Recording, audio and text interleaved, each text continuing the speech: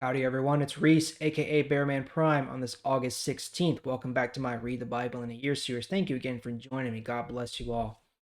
Carve the top right hand corner for the rest of the playlist. Please hit the like button, subscribe button, and notification bell. I really do appreciate it. All right, so yesterday we went over the story of the prodigal son, a picture of what happens when a soul that is lost, dead to their sins, decides to turn to God, to turn to Jesus, and accept the grace of God. And it becomes such a joyous occasion. Those who are dead are alive again. Christ, right?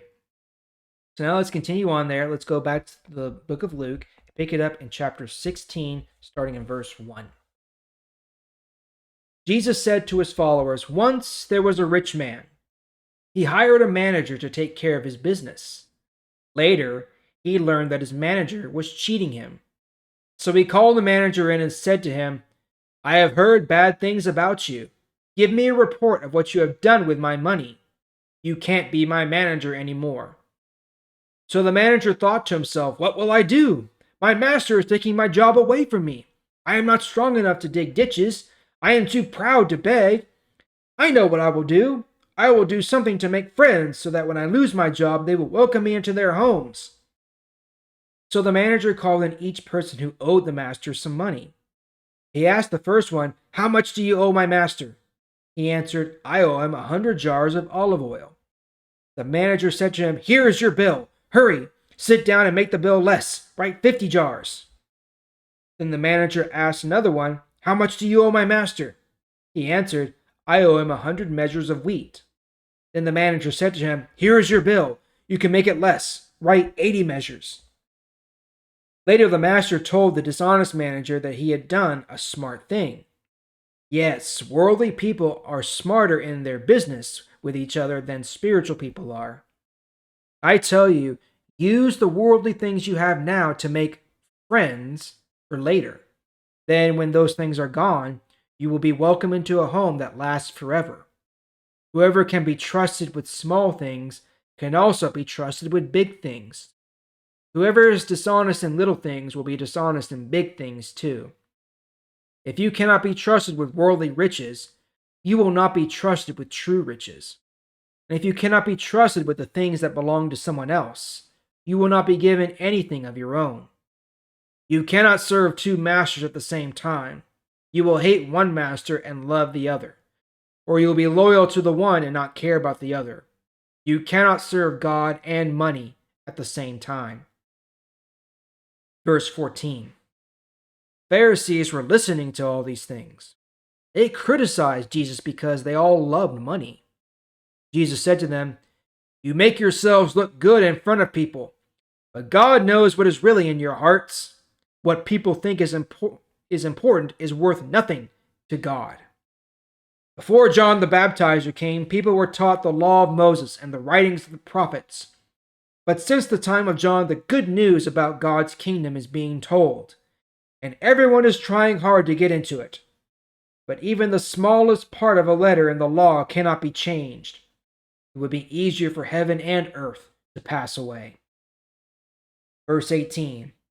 Any man who divorces his wife and marries another woman is guilty of adultery, and the man who marries a divorced woman is also guilty of adultery.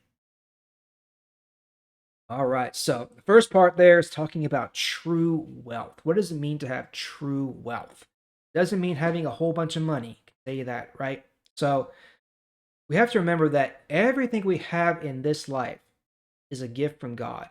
Okay, the money that you earn from your job, the possessions that you have, your house, your car, whatever, all of those are given to you by God, whether you realize it or not. Now, He's entrusting you with these things, especially when it comes to money. He is entrusting you with that. He wants to see what you're going to do with it. He wants to see if you will be a good steward of that money. Okay, so those of us who follow Christ, who have accepted God's grace, we ought to use what God gives us to further His kingdom. Pretty sure I've said that before. We ought to use the gifts and talents and treasures that we have been blessed with to help others, to love others, and to further God's kingdom, right? Because then we will be trusted with more, okay? And we will be given more when the time comes when we ascend to heaven, right? But if we waste all that, if we don't do anything like that with what we've been given, then God is not going to trust us with anything, right?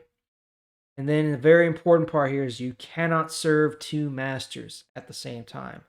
You cannot serve God and money at the same time. Okay. And that is still true today. There are people out there who love money. Okay. It's not money itself that is the root of all evil, it is the love of money that is the root of all evil. Money itself is not evil. God gives us money. Okay. It is a tool, it's something that we can use.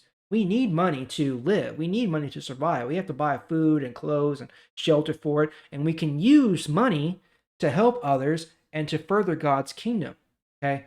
But if we love money so much that it becomes the driving force in our lives, if our lives are defined by nothing but the pursuit of more and more and more money, then we don't love God, basically. You cannot love money, God, at the same time. And the same thing goes for anything else. Doesn't matter what it is. If the driving force in your life is getting ahead in your job, that grind mentality where you got to hustle and hustle and have side hustle and side hustle. If that is the driving force in your life, then you can't love God the same way.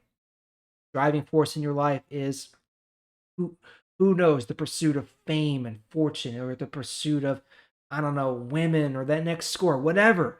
If the driving force in your life is anything but God, then you do not love God, period, right? And then he says something that sounds kind of ominous after that, where he basically says that God's law cannot be changed, right? So remember, the Jews at this time have the law of Moses and the writings of the prophets. So that is basically what they were supposed to follow for their lives. That was supposed to be the rules that they had to live by, right? Now, obviously, they didn't do a very good job of that, and let's be fair, none of us could. There's hundreds of rules in the law of Moses, some of which are just flat out ridiculous, but it's there, and no one person except Jesus could follow all the rules.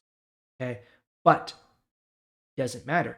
The law cannot be changed. God's law is absolute. It cannot be changed. Okay, so the law will not save us. The law will not get us closer to God. God's grace and love will. Loving others, loving God is what gets us closer to God. Okay? All right, that's all for today. We're going to pick it up there tomorrow. Thank you again for joining me. I sure do appreciate it. I'll see y'all tomorrow.